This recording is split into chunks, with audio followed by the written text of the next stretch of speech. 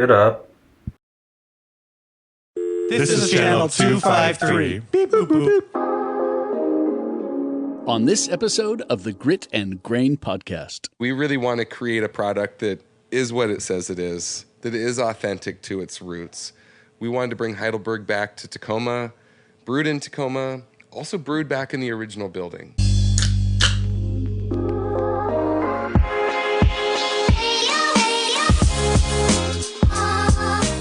Welcome to the Grit and Grain podcast, where we explore and celebrate the craft beer industry, community, and history in Tacoma, Washington, and surrounding Pacific Northwest areas. Thank you so much for hanging out. Let's get to it. Hi, everybody. Welcome to the Grit and Grain podcast, coming to you guys from the historic Parkway Tavern in Tacoma, Washington. My name is Matt McLaren. I'm here with Ron Swarner. Hi, Matthew. How are you? God damn it. I'm fine. Ronald? Yeah. That's probably it. Yeah. Fucking- My mom called me Ronnie. Did you say my mom? No, my mom. That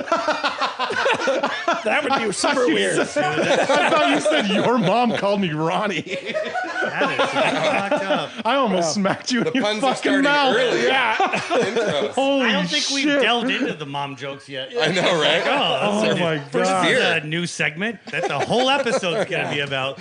Holy shit. That would have been so funny. Oh man. Anyway, Sean Jackson's also here. Fuck yeah, I am. Yeah, dude. Yeah, still 4 letters. No, can't lengthen that one up. Shonald. Yeah, okay, sure. Your mom called me Shawnee. At an H. Oh man, I'm keeping it tight inside. Can't start the mom jokes. There's no Well, they almost gave you an extra one there's after you. no nice ones. Thank you guys for hanging out. As always, if you're free on Wednesday afternoons, come down to the Parkway, hang out in the Red Room, have a beer while we're recording. It's a lot of fun, and you can watch me smack Ron for talking shit.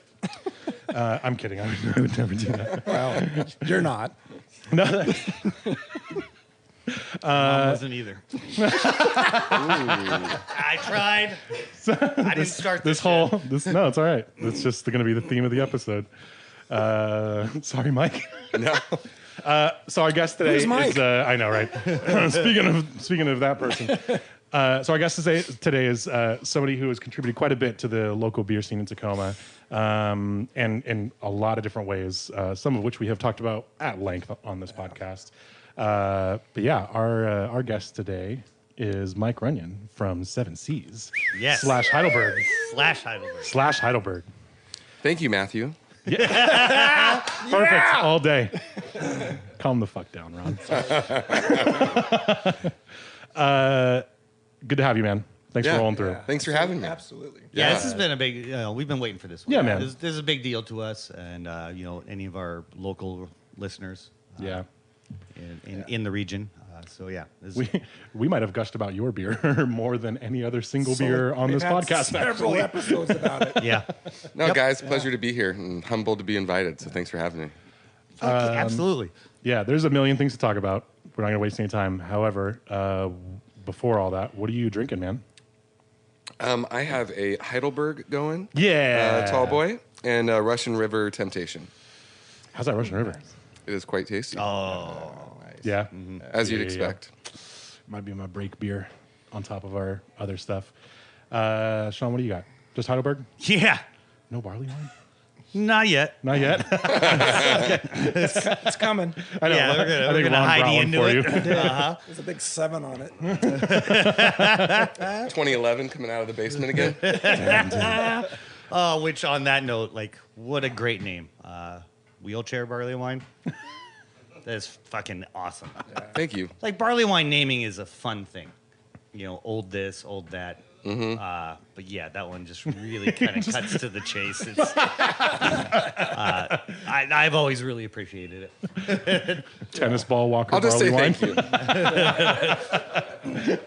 you. No, I agree. I never thought about that actually, but I like that even more now. Yeah. That's chilling right now, right? It is. Yeah, sweet. Sean, what do I have here? The All That Glitters Pale from Kings and Daughters. Nice. Yeah. I fucking love Kings and Daughters. Doug's I'm rolling on drinking the a Heidi Heidelberg. too. Yeah, right. We all are. Ronald. Cheers, boys. Cheers, man. Tink. Oh yeah. Come on. I did it. Not to me. That's a proper clank. Well I done, know. gentlemen. Yep. All right. There's 100 different questions. Yeah, there are. However, my first one is, do you really ride your bike around your brewery? It has been known to happen. It's an effective mode of transportation to get around. You know, you forget a Sharpie in that building, and it is an endeavor to I didn't even think about get back. The building here in Tacoma is so much larger than our company is. It's long distances of 86,000? vastness Yeah. in between things. So It's a huge space. however you can get from one end of to the other as efficiently as possible sometimes is the cheater. So there's some razor scooters and some bicycles around. I was going to say, do you guys just pull in like the Lime scooters off the street and just like park them at the brewery? I would never, ever do such a thing. Absolutely Paint them not. orange. Yep. I could use some extra cash, so if you need a Sharpie gopher, I am fucking fast. You know you're welcome Sharpie Gopher, anytime. new beer name, I call it. Got the sweatband on for the joggers. Yeah, it'll be tight like the wind. Sharpie Gopher. Yeah, man. New beer name. That's my next barley wine. That's a horrible fucking name. It's a great name. Old Your Mom would be a better name. But you know, you do your thing. Seven I'll Seas do- 2023 barley wine just got named. It's beautiful. This is how we come up with our best ideas. Yep. So, Mike, when you were at Wazoo studying business, Oh And- fuck! and- Did you like look this shit up? Huh? Oh, just know. wait. I've Or you got a good 100 memory, stories fuck. on you. And you were planning Seven Seas at that time. What were you drinking back in those days? We were enjoying definitely large quantities of Pullman water, which is also known as Busch Light. So that was definitely a crowd favorite. You know, outside of that, it was probably Mac and Jacks at the time. Maybe some Diamond Knot. Really enjoyed Bridgeport IPA, Sierra Nevada Pale. But typically on a college budget, there was a lot of Busch Light mixed in there. Yeah. Word. Yeah.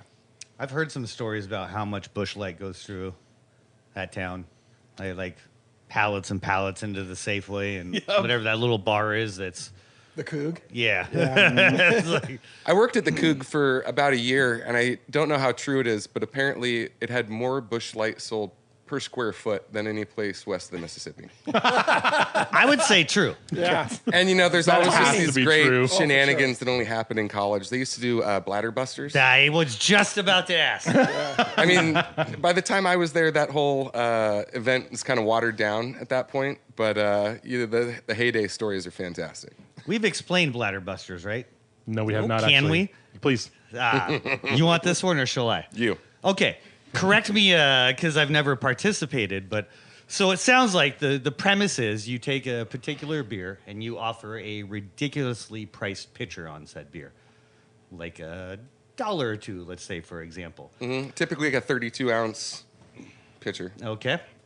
And every time someone goes and uses the restroom, the price of said pitcher goes up incrementally. Correct? That is how I understand it as well. Yes. So, to me, it seems like encouraging people to soil themselves, have catheters, Diapers. I don't think Bladder Buddies was a thing yet.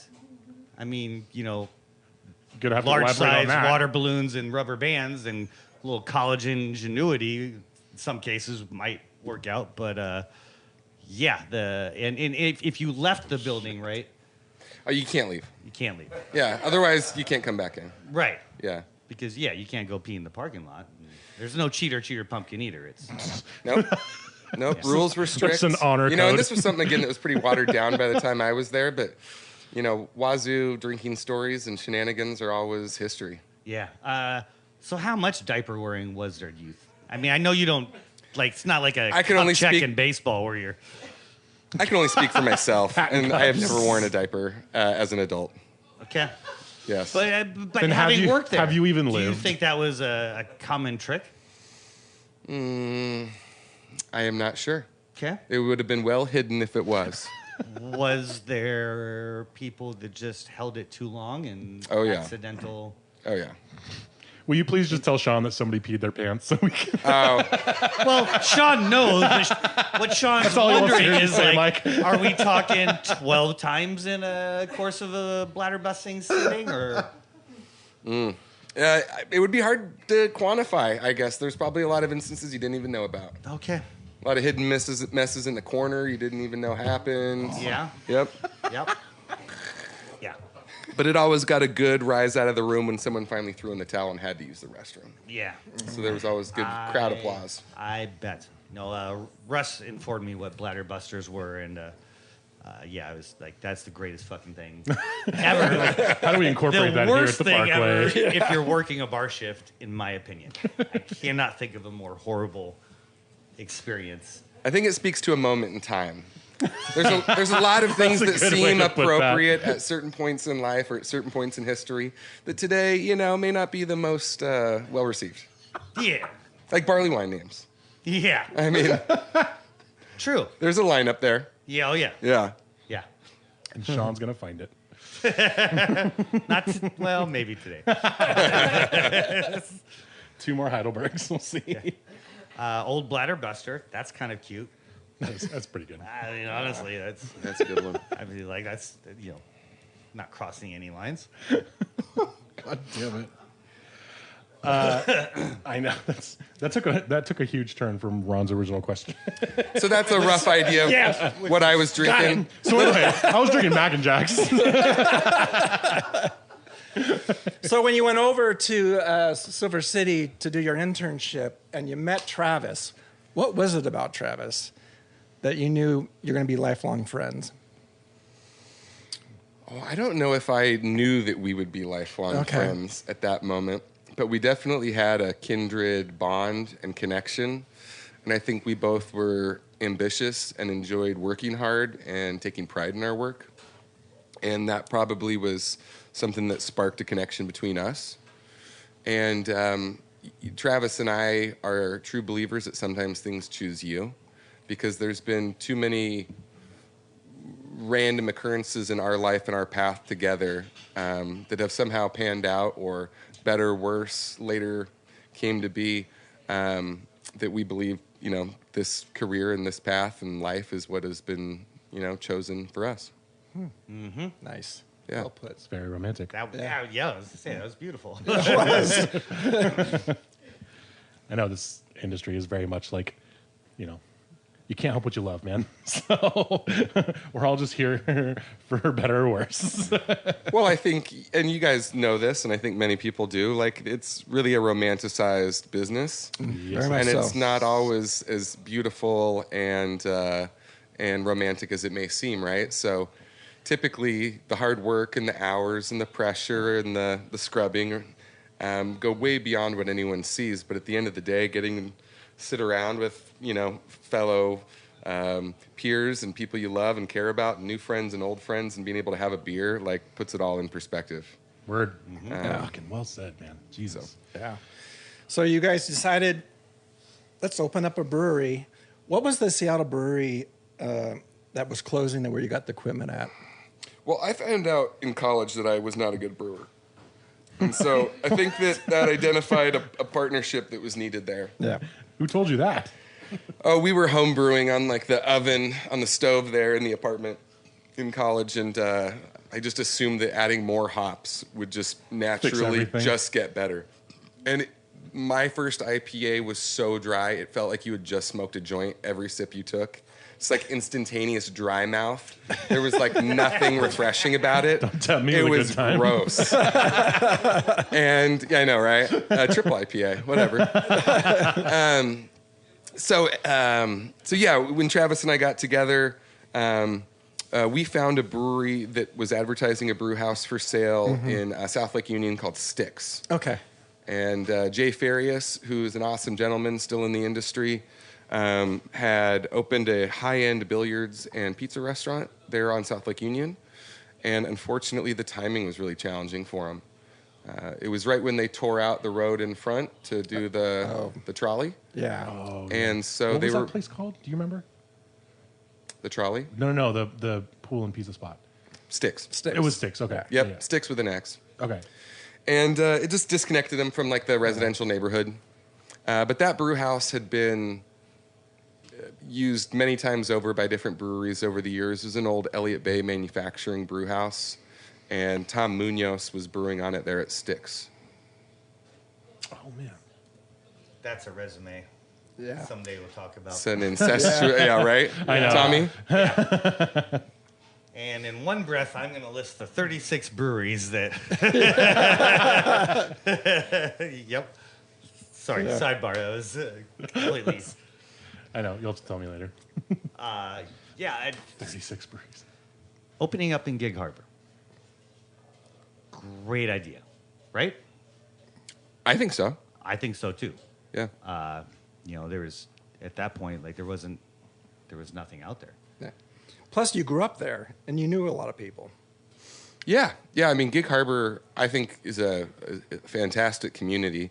Growing up there, I was bored as shit and wasn't the biggest fan of it thus, and spent a lot of time out here in Tacoma and riding BMX bikes. And as I got older, I mean, it's beautiful and it's very community oriented, as I think the South Sound and many of the adjoining communities are. And people support local business and care about that.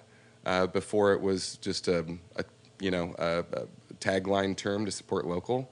Mm-hmm. And it's a beautiful place with people that cared about their neighbors, and that's just, I think, kind of a dying thing. So, an exciting area to open up something, and And I Um, say that because it's just an observation. I can't really remember a brewery opening up with so much just right out the gate. Yeah, so much impact. Undying, Yeah. crowd support and love. And to the point, even here, people would come in and they'd see the 7 Seas handle up and I'll get the 7 Seas. I was like, that's the wheelchair. I don't care. is there a handle up right now, Sean? It was impressive. We were very fortunate to have people support, whether it was deserved or not initially. I don't think any brewery opens up and just nails it out of the park immediately. And if you do, there's a few companies that have. You tend to have started on third base with some pretty significant talent and capital behind you. Mm-hmm. So I think for us, having fantastic local establishments support us and get us through those first batches and let us have the opportunity to improve. And,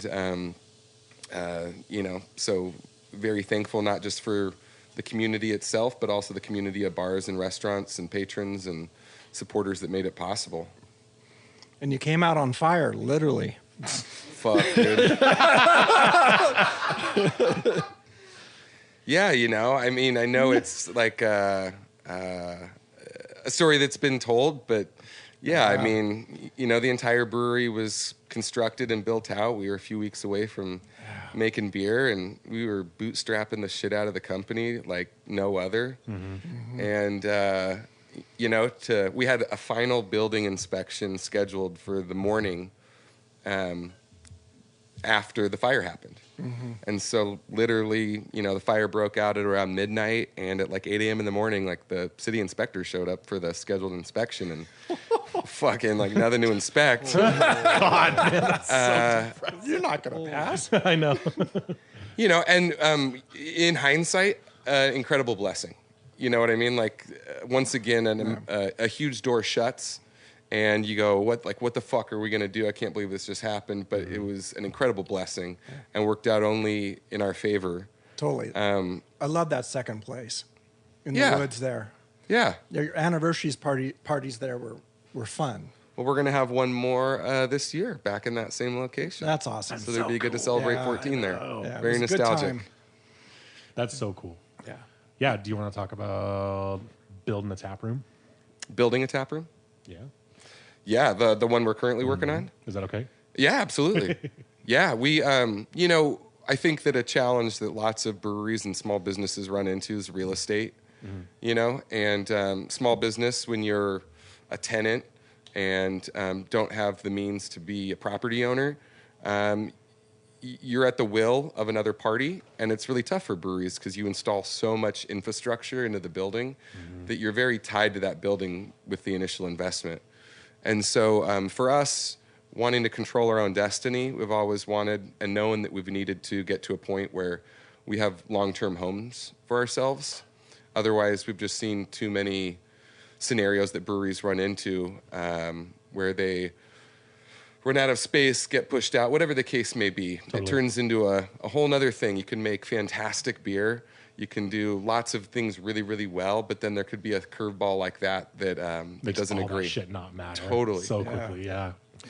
So for us, after 14 years, we finally have found ourselves in a unique scenario with some buddies actually from high school and building a beautiful long-term home for Seven Seas on the waterfront in Gig Habor. That's fucking rad. Yeah. That's so exciting. It's we're not used to shiny new stuff. You know, we've never had a new location like that before. Yeah. And it's a really unique circumstance that allows us to do that. And you guys have paid your dues, man. Like, it's time. It's scary as shit. You know what I mean? I can understand that. Like this is no breeze for us. It's, you know, we're in the midst of it right now, and anytime there's more money going out than coming in, it's fucking scary shit. Yeah. And you know, we're really excited though. I think it'll be a world-class brewery, and to be able to boat up, to be able to kayak, paddleboard up as our brand Seven Seas, I just think it gets, you know, no better for us, and excited to show people what we did with it, and also enjoy what the harbor and the South Sound is about. And that iconic view is speaks for itself. That's such a unique way to like tie into the community that you guys started at, is like, you know, being accessible from the water, which is like weirdly you know, it's like an identity trait of your guys' sort of original community that you built the brewery in. And so it's like an interesting way to kind of like buttress your support of the community and like how you guys really fit in. It's a cool feature. It definitely probably works better than Seven Mountains. You know, you know, I tell you, like, so much of this shit happened with some thought and typically a lot of beers. You know, how beer names come together, how brewery names come together. Yeah. You know, I mean, and seven's a good number. It's highly used. Yeah. 7 brides, 7 daughters, 7 mountains, whatever the case may be. You know? Squeeze that out like an unripe lemon. Oh, man. So shiny new things and new places segues into oldest of old places in our town, right? As far as you know, I'd love to talk about the location locally, the old building, and how you came about it. And I mean, I think, like I said, it's a great deal for our community. Like, have Heidelberg back and being produced in portion of the building, incredible. It's fucking well, awesome. Like, I mean, we are humbled to get to be the steward of that brand moving forward. You know, because there is a lot of identity and pride, and such an inspiration for us. Yeah, I think, you know, for us, going back to controlling our own destiny. It was 2015. We knew that we weren't going to be able to expand production where we were currently at that point in downtown Gig Habor. And we started the search. And the search took us to lots of local communities and areas. And once again, I think things kind of choose you. We've always been inspired by the historic brands of Washington's past, and the branding, the marketing, the history. And so for us, when one of the former Heidelberg Brewing buildings was available here in Tacoma, and so many facets of it fixed and fit well, it was intimidating but exciting. It was also just an incredibly rare instance where the prior owner of the building was a very fair and reasonable person to do business with. And I don't think that that's typically the case necessarily. No. So the building was owned by Dale Chihuly, who's obviously a local glass artist from here in Tacoma. And he owned 5 or 6 buildings in the neighborhood and stored a lot of glass and a lot of pieces of art in all these buildings. So the building did not look beautiful at that point in time. You would have never guessed that inside that particular building there's arguably a couple $100 million of artwork stored inside. World-class artwork, yeah. But what was cool about that is that they actually took incredible care of like the roof and the structure to make sure it was a sound building to hold that in. Yeah. So, the graffiti and the weeds and some of the other things were really not important. That was just curb appeal. The structure itself was actually really well taken care of, which you would have just never thought. And as they consolidated the warehouses in the neighborhood and moved to a more permanent long-term home for them, I think it was important to Dale and his team and family that it wasn't just a teardown for a high-rise. I think the fact that it went on to its historical roots was a factor in their decision in dealing with us, and they were really fair and reasonable to deal with. And that was, I love that. to me, an incredible gesture. Yeah. But also like scary as fucking shit. Like when you walked into a lot of pressure. We were going from like 10,000-ish square feet and walking into a building that was 80,000 square feet. Yeah. And we'd taken out some loans before that to buy some equipment and things, but to take out a loan of that size and it is scary. And yet, no risk, no reward is how it felt. And so we dove in with both feet. You had some proponents in your pocket, though, too. Mayor Strickland and Deputy Mayor David Bowe, they really came to your, they really wanted it to happen, right? Yeah, I'm trying to remember back. I don't believe Strickland was in office at that time as mayor. Maybe she was. I think that there was some people that were helpful. Tacoma definitely wanted it.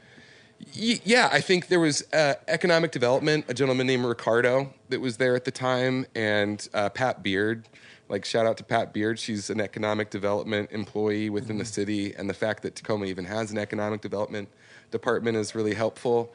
It's such a great intermediary for businesses to navigate how to speak with the city and address topics when you're not a savvy developer or a big player. You're just trying to do a great project for the community. And Pat Beard is just an epic rock star that helped us work through that and saw the value of what we were doing and helped us get through that. I think the city was helpful in a lot of ways. I think there was also kind of a changing of guard here in the city of Tacoma where there was a lot of employees that work for the city that were looking for creative solutions instead of just problems and saying no. And that kind of attitude is what's necessary, especially for historic buildings and wanting to keep some of those things alive in Tacoma. That attitude's important because nothing's going to comply on some perfect new shiny code. Oh, yeah. And also, wanting a small business to thrive and not just giving that assistance and those conversations to, the large multinational players or global brands, whatever it may be. I don't know. Right. They were receptive and open to talking to us. And that was also a neighborhood that, man, you butt up against University of Washington, Tacoma. You're literally the next block. Incredibly underutilized, but the opportunity to create a brewery district and to start to spotlight that history of Tacoma is something that it's taken a little bit longer to get rolling, but we're still grinding it out and gaining momentum there. And there's a lot of cranes in the neighborhood right now. It's pretty wild. Yeah. So when you and I were at the 2015 Craft Brewers Conference in Portland, and we each told our secret, did you know that you were going to brew the Heidelberg again? Was that always in the plan? No, I think that... was that Mike's secret? No, the secret was he was going to move into the Heidelberg Brewery. Oh, I was like, No, I mean, I think it just wasn't even something you fathomed at that point. So it wasn't something you could even really dream about. I think that for us, once we started to realize there was an opportunity to like reactivate that building as a brewery, it naturally was like, well, wouldn't that be bitchin' if we could bring Heidelberg back? yeah. But at that moment, you're so busy with all these other scary things and time-consuming things, it really wasn't first and foremost in our mind. And it was kind of just a dream once it did start. Nice. And didn't necessarily seem attainable. And then after a few years, started to throw a little bit more thought into it as to what those steps would look like. Mm-hmm. Yep. We have to take a break, but I want to talk more about Heidelberg. But yeah, hang out. We will be right back. Hello. This is Eric Hanberg of Channel 253 here with sound producer Doug. Hi. Hi, we are here to tell you about membership to Channel 253, and we're talking really fast because we know you want to get back to the podcast. That's exactly right. You get to be on the members Slack channel, which is really banging, and you get to listen to the members-only podcast Off the Record, hosted by me. That's right. It's just $4 a month or $40 a year. Channel253.com/membership. Thank you for listening. I hope you'll consider joining. Please check it out. Welcome back, everybody. Thank you guys for hanging out. As always, a quick shout out to Doug Mackey, our wonderful producer. Whoa! Yay, Doug. Who makes it sound wonderful every single week. And if you guys have not, please do go check out Channel 253. It's fantastic. I love it. I'm a member myself, and you guys should absolutely go and support those guys. Yeah, so was Ron. And these other two, maybe. I didn't ask. I am. Yeah, True. see? Okay. Guilty. But yeah, follow what's going on in Tacoma. Stay connected. It's fun. It's funny. It doesn't take itself too seriously, but it still keeps you informed on everything that's happening in this city, and it's awesome. So go to channel253.com/membership. Did I say it right? Yeah. No? Okay. Doug's a gun to my head right now. He's totally going to edit that. Yeah. Ron, hear me. Put a long S at the end. Channel253.com/membership. Thank you, sir. We're popping new beer right now. Jesus. Someone's ears just blew. I know. God. The crack of a pack tech and the crack of an Pack-Tex. aluminum can are not the same. No. All right. What are we drinking, Mike? This is part of our Bridge series, which is kind of our innovation series. We're always putting out new stuff every 2 months in a package, and this is a style we've never brewed before, and we're really That looking seems forward to it. unbelievable So, to me. brewed a Really? Kolsch. I mean, there's so many styles out there, and so we were really excited to release a Kolsch. Typically, this series was centered around IPAs a lot, and we've recently really felt the branching out of some different styles, and so excited to introduce a Kolsch this year. Nice. Wow. It's tasty. I know. I'm like gonna nerd out. I can almost assure you it's not to style. Because that's Why would you say that to me? just setting expectations, I guess. You know, we don't really approach brewing beer by style guidelines. And so sometimes, you know, if you want a perfectly executed Kolsch or amber ale, there are some breweries that will give you the guideline-specific, most beautiful, exact interpretation of what the beer should taste like. And we'd prefer to put our own twist on it and differentiate ourselves. Nice. And so sometimes that's subtle, and sometimes it's more extreme. But you know, I love that. we don't like being restricted. Yeah. I love that. I am a beer judge and you know, can tell you if a beer is the style and it's fine, but I am much more interested in if a beer is just well put together. Like that's all I really care about. Yeah. Well balanced and those things are important. But you know, brew to style, like I'll always drink Pelican if I want to drink true to style because Darren is incredible. Yeah. You know, and there's people that is their goal and they do it incredibly well. For sure. So, Was your goal to put out cans all along? yeah. To be the first in the state? Yeah. Yeah, I think when we started the brewery, cans were incredibly early on. people don't even really, I think, remember those days. People just totally thought shit beer came in cans. You know, even Dale's Pale Ale and Oscar Blues was in the early days. And we started, and I understand, right? It's more difficult to convert from glass to aluminum than to just start in cans. And so we specifically wanted to make beer that was able to be enjoyed in the environments that we enjoy most here in the Northwest. Camping, kayaking, being on the beach. And nothing pissed us off more growing up than having broken glass on the beach. Sure. And so one of our early taglines was no more broken glass and heavy trash. And that was an uphill push for a few years. And then it became more and more widely adopted. And luckily now is The market standard. Dude. widespread. And, you know, it's the most sustainable packaging out there. And it's really cool that came around. I love that like, that's such an organic way to like make a business decision that will eventually become like the market standard. Like you guys were first to the table at this thing, but it wasn't because you like looked at an industry and studied a bunch of analytics and like saw that this was how it was going. You were just like, no, we just want to make a thing that actually fits our community. And like this made the most sense. And then everybody else around you was like, holy shit, those do make the most sense. And I like the fact that it speaks a lot to your approach, I think, in business in general, is like your decisions are all organic and community focused. And because of that, you're often like a leader in this industry, which I do like. That's awesome. Well, and things were happening fast in those days. Things were evolving day to day, week to week. It was like a gold rush, how many people were getting interested in craft beer. I remember Fremont liked to say they were the first in 12-ounce cans. They like to say that they're first in a lot of things. Those motherfuckers can't keep their hand out of that particular cookie jar. Because we rocked tall boys at first. I even remember, I actually have pictures of Joel from Two Beers. Like one of the first 10 times we'd run our canning line, and he was down checking it out, super excited about cans and that revolution.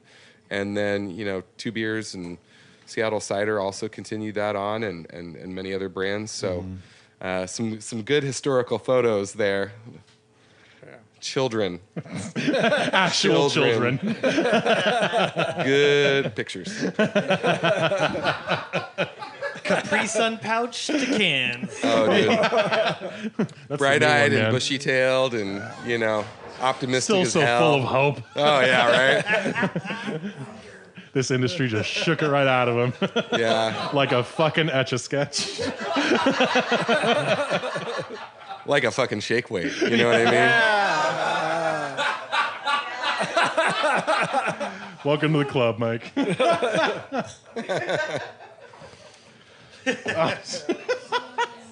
Nice. This Kolsch is lovely. Yes. Thank you. Very much so. Yeah, appreciate It's that. funny. It's like you said, it's not the style. And if somebody told me to like, you know, mash like a Czech Pilsner and a Kolsch together, this is actually what I would expect. It's very nice. Right on. Yeah, we think ourselves that sometimes things can get taken a little too seriously. Word. You know? And so for us, you know, it's great to sniff, swirl, examine your beer, and it's fantastic to understand off flavors and variables and all these things. But, you know, sometimes the best beer is the one in your hand and the right moment and time. And so sometimes it's just like, just shut the fuck up and drink it. and if it tastes good to you, then it's good beer. And if it doesn't, then that's cool. Maybe it's not good beer. And everyone can have different opinions. But frankly, beer's just beer. You know, Yeah, it doesn't always just need to be beer. overanalyzed. I know I'm talking to a judge here, so I don't mean to like offend, but That's fine. you know, because what's cool is it can run the spectrum. Yeah. I'm probably an outlier in like the judging community, especially as an advocate of smoothie beers. A vocal advocate of alcoholic Odwalla. Hold on. I'd like to talk about that because I just heard you talk about smoothie and beer in the same line. Yeah. I have a hard time accepting smoothies as beer. All right. Yeah. So is my tap. Here's- I think the it's like a pitch. subset style. pitch. Okay. Okay. Old outlier Here's the smoothie pitch. barley wine. Smoothie barley wine. You heard it here first, kids. Yeah. I mean, we can always take some off the cone for you, and we can pour you like a good slurry in a glass. just some ice cream straight off the hop cone. So most of the ones out there are still a beer base. They're either a Goza or a Berliner Weiss. They're still malt yeast. A malt everything. beverage. They're still a malt beverage. So that's like seltzer. But like it's Technically a malt beverage. but it's still base. beer. It's still beer. Like they're still fermenting with beer yeast. I mean, this Kolsch is a malt beverage. Like it's still made with malt. So whether or not you're adding fruit post fermentation or pre fermentation doesn't really change the fact that it has everything in it that a beer has. It just has this extra stuff. But it's also made by breweries who make beer, who can also make seltzer too. But like everybody who makes a smoothie beer doesn't have like special equipment for making smoothie beers. They use a brewery. And the other thing is that, in particular, I mean, when they were adding raspberry syrup to like Berliner Weiss like 300 years ago, I have the feeling there were some old heads who were like, "What the fuck are you doing in my Berliner?" And then, but it became like the norm in terms of service. And I think this is no different. It's still beer based. The cool thing, in my opinion, is that it's probably the most exciting thing to happen in the craft beer world in a while, at least in terms of like bringing new drinkers in. Because everybody who really appreciates like a delicious mashup of like old world styles that is this Kolsch is getting older and older. And there are not as many new people who are going to come in and really appreciate this. But if they have some bait in this industry and we give them a reason to stick around, then we can kind of close the gap a little bit. And that's where I think smoothie beers actually fit. Unless you have flow control faucets. Yeah, then you're fucked. Then you're fucked. Yep. I appreciate your perspective on it. I think that's super valid, of course. It's all just open to opinions. It's just, it's a gray area, to say the least. No, it's a bright pink area. Don't know if you've seen a picture of those We things. still are talking about. Shut up, Sean. I think that your mom. I think beer can be beer. Word. Beer can just be beer. Yep. I know that there's a lot of jumping after whatever fad trend new product is hip, whether it's seltzer, whether it's hard root beer, whether it's whatever the case may be. And at the end of the day, it's okay just to make beer. True. It's okay that people are drinking less beer. Like that's happened in history over and over again, and that's no big deal. It'll always be here. It was here thousands of years ago. It'll be here thousands of years in the future. And, some of these things feel like shorter term grabs Sure. to try to keep things alive, which I do respect. Sure. You're not wrong about that. And I think that everyone can choose their path. For us, we've chosen a path of some other product lines, even outside of 7 Seas, that we think are fun and inspiring, that we like. For sure. And that doesn't throw shade on anyone else, because I think whatever is exciting, whatever you enjoy drinking and that you think people enjoy, take risks. Let me be super clear. I would rather everybody just drink Heidelberg. But I think you're right. And actually, so like you mentioned kind of like the gold rush of beer. And it's funny that you brought that specific term up because that's come up a lot recently, specifically at like the end, like the CBC talks where like people are kind of referring to the gold rush as being over officially, where it's like one of the first times in the last like 50 years where craft beer is starting to actually decline because of a lot of things, but mostly the rise of like other beverages, other offerings that aren't beer. And so instead of like a boom, still continuing and like this upward trend keep going, it's just kind of a regular competitive business now. The rush is over, and so now there's going to be like this crazy attrition over the next few years.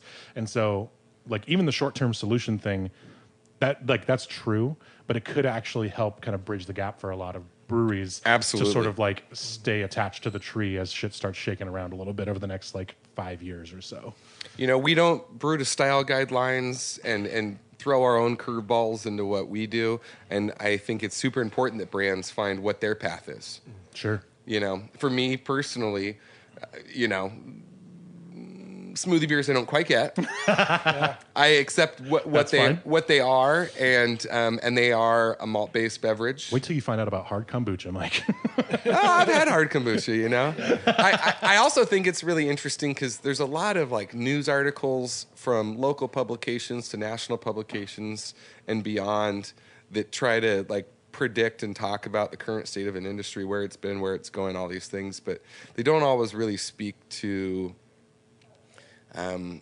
certain companies locally, et cetera, because That is totally true. depending on how broad your distribution is, and markets are so vastly different.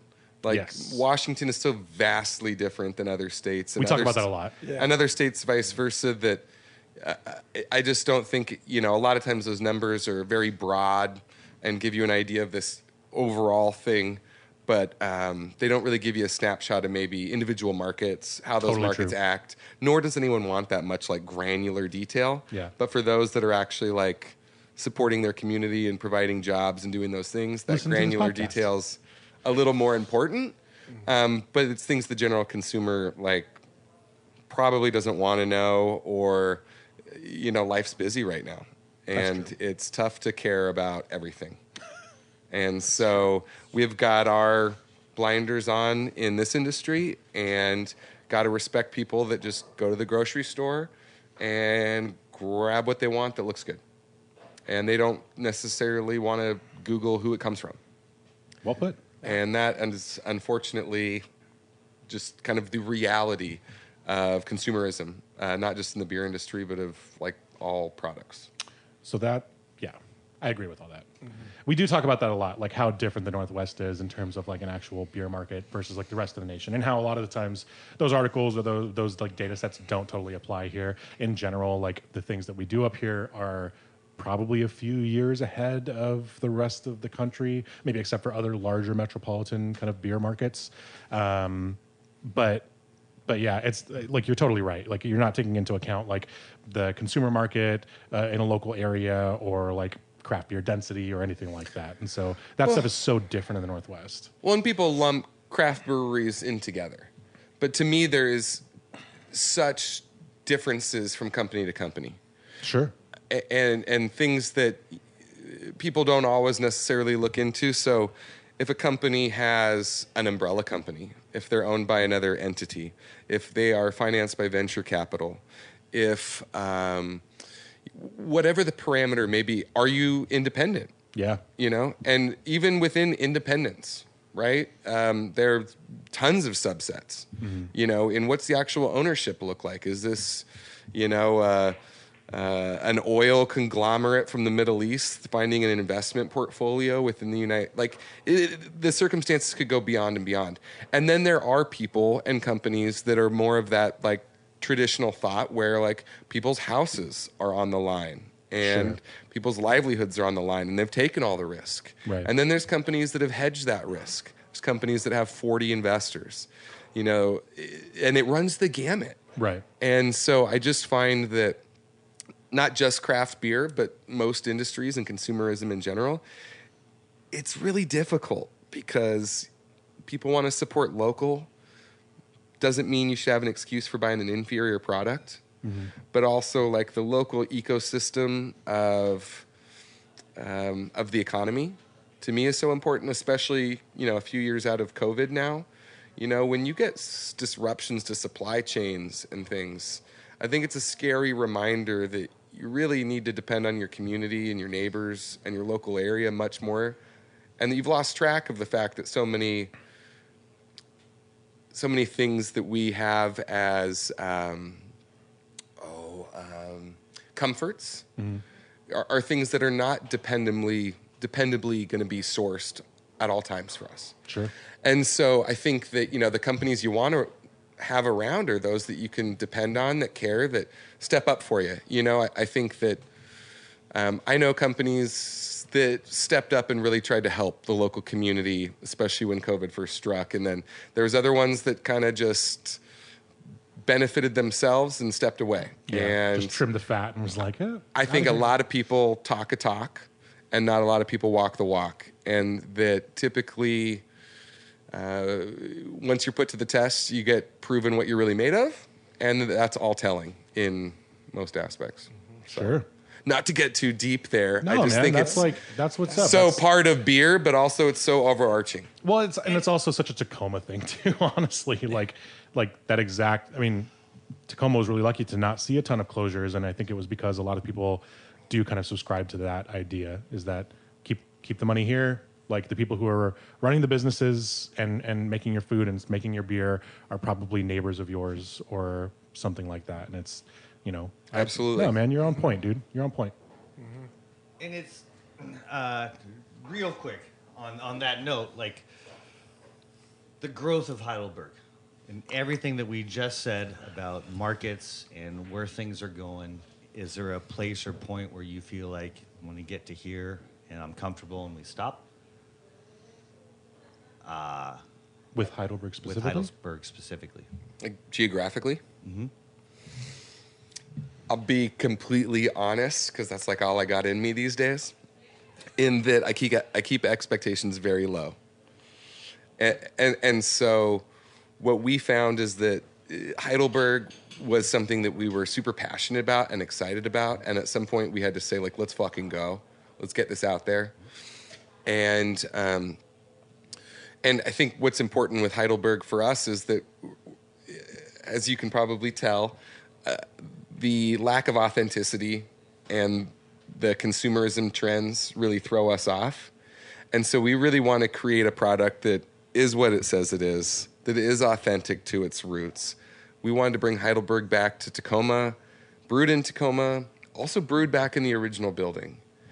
There are a lot of heritage products that are incredibly well branded and established that pull on your heartstrings and your memories, but are no longer made here. The companies that do make them are no longer headquarters here. They're no longer typically even headquarters within the United States sometimes. And yet you buy that can looking out the window feeling like, fuck, that's my home. What window, what brand are we talking about? And I think that, I have those same nostalgic feelings about those brands, but like, I'll be damned if I don't want to support something that makes me feel good. Amen. And so for me, the hard part is that Heidelberg made by us is just, we're not making it a macro brewer's facility and able to fight at some incredibly crazy price point. That's just not realistic. And so, but we're passionate about offering products at the best price point possible. I think that once again, like, proof's in the pudding. I think people talk that talk, but I think over time, brands prove themselves is what they talk about with quality and community and all these things. It's kind of easy to say those first 2 years or whatever. The benchmark for any business, I believe, is time. And that's why you look at companies like Pike, Charles and Roseanne, and you're like, stands the test of time because they gave a fuck. Yeah. Yep. And that is not a replicatable, investable opinion. Sure. Someone had to sacrifice to keep the company the way they did, and to also just keep it alive all at the same time. And so, anyways, I think to get back to the question. I think Heidelberg has to stay in the Northwest. I don't think, we're not interested in only selling Heidelberg to Tacoma. But I think it all starts at home. And we have no real interest in geographic growth of any of our brands anymore. In fact, we've retracted it. What we found, and Seven Seas has never done that. Really, we've never left Washington State. And many peers of ours might have sold to 8 states. And there's nothing wrong with that. It was just a choice we made, and it restricted our growth. And we just didn't feel like we could support our brand in those markets in a way that we were comfortable with representing us well. Sure. And there's nothing wrong with going to tons of markets and, spreading that out there. That's totally respectable. It just was a choice for our longevity and our brand and representation that we wanted to restrain that until the time's right. Sure. And I don't think the time's right now. I don't think it'll be right for a while. I love it. We only support in the local area right now. So Kitsap Peninsula, here in Tacoma, down to Olympia. And it feels better than fucking ever. Dude. You know, Fuck yeah, man. It really does, you know, and we're poor business people in a lot of ways. Welcome to the beer world. You know, we don't have televisions in our tap rooms. Once again, it's not that there's a problem with doing that. It's just that we've made that choice that we feel like meeting a stranger sitting next to you at a bar is like one of the most like important human paths and interactions to have. Hell yeah. And that a television will definitely draw your attention away. Yeah. Especially if you can bond over like a beer that like both of your dads let you try when you were a kid, right? Like Heidelberg kind of adds an extra dimension to that connection that's possible. Dude, there's like, nothing more beautiful than a guy dressed in a person dressed in neon orange at the bar, sitting next to someone in high-end business attire, getting out of the courtroom or something, and they have like arguably almost nothing in common, but they end up striking up a conversation, and the friendship that ensues. Whether it's just that evening or whether it goes on for many years or whether or not it ends in a partnership or a marriage. Like, you know, it's wild the connections that get made over just like a beer or a cider. There is something arguably better. And it's a good fuck up story. And you have 2 minutes. we were wondering, Mike, if you had one. Oh, yeah. You talking about the fuck up story? Yeah. Yeah, I mean, I think... You said like there's one?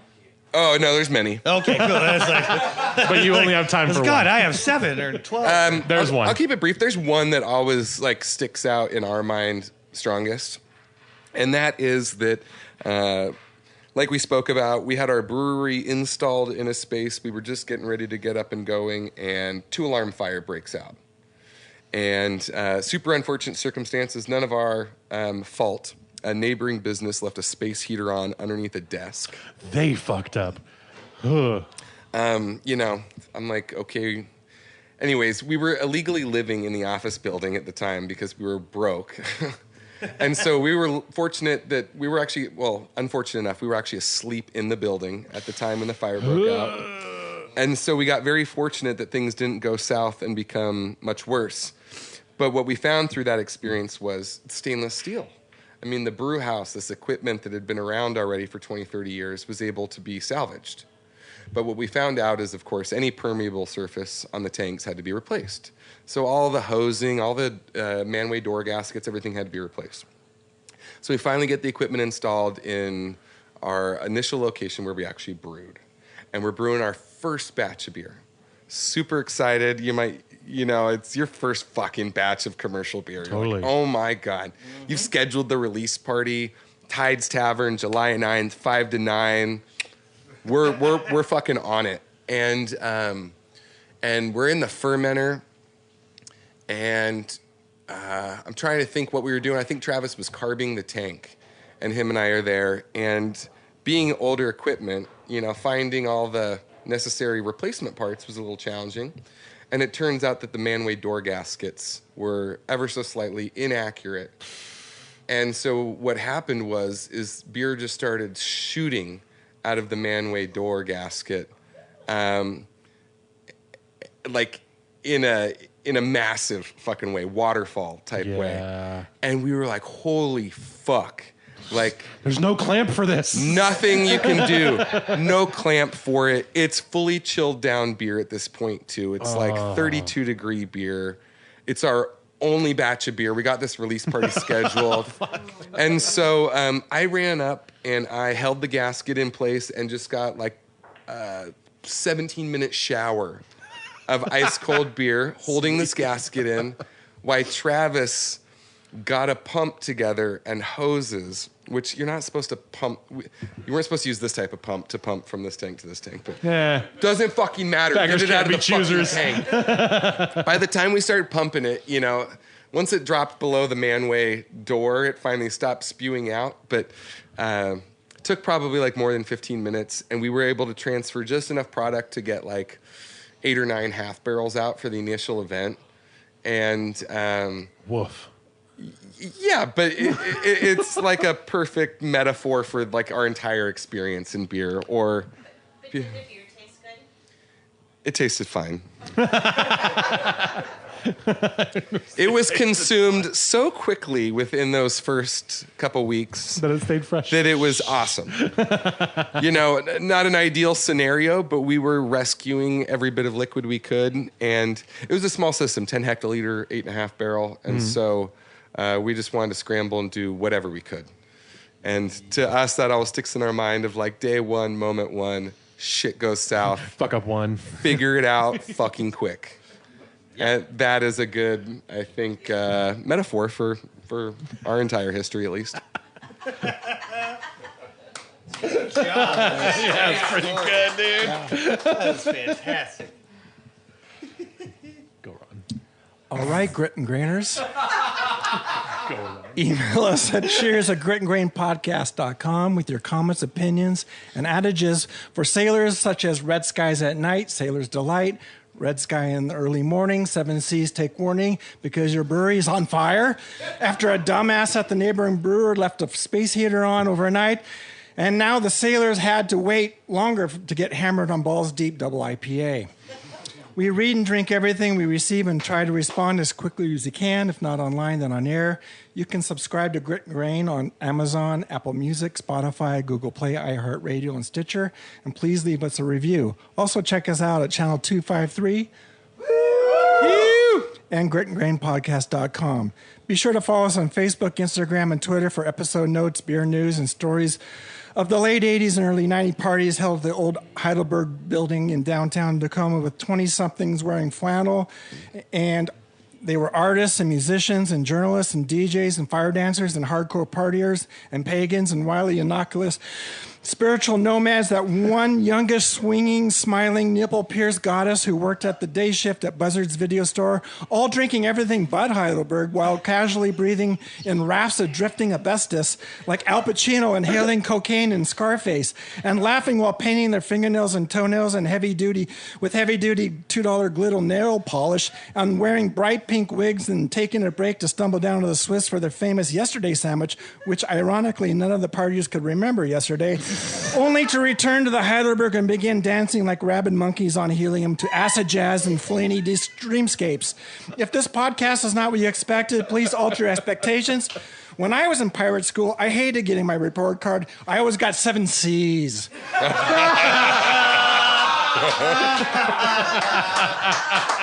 No such thing as a bad time to visit Tacoma. No such thing as too much barley wine. Tune in next Friday for more sweet chatter. Cheers. Cheers.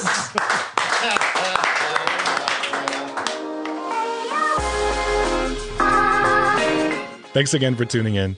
Don't forget to follow us at Grit and Grain Podcast wherever you get your social media and catch new episodes every Friday. Cheers.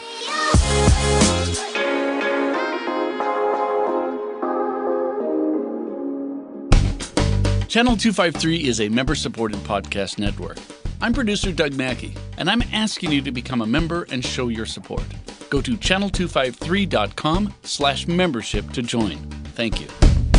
Grit and Grain is part of the Channel 253 podcast network. Check out our other shows: Nerd Farmer, Interchangeable White Ladies, Move to Tacoma, Crossing Division, Citizen Tacoma, What Say You, We Are Tacoma, Flounders B Team, and Taco Man. This is Channel 253. Get up.